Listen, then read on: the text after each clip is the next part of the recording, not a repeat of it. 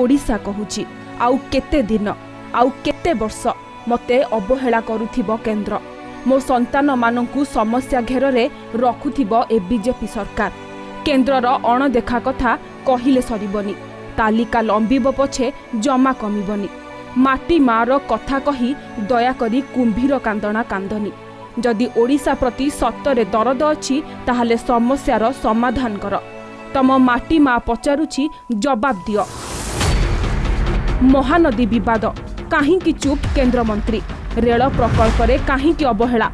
कोटिया प्रसंग रे पातर अंतर कौन पाई आवास अटकाई गरीब आखिरे लुह देई पाइल कौन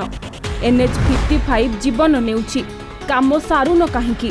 ओडिशा को कोस्टल हाईवे स्वप्न देखाई काहींकि भंडेई देल आदिवासी सह केंदुपत्र प्रतारणा करी पाइल कौन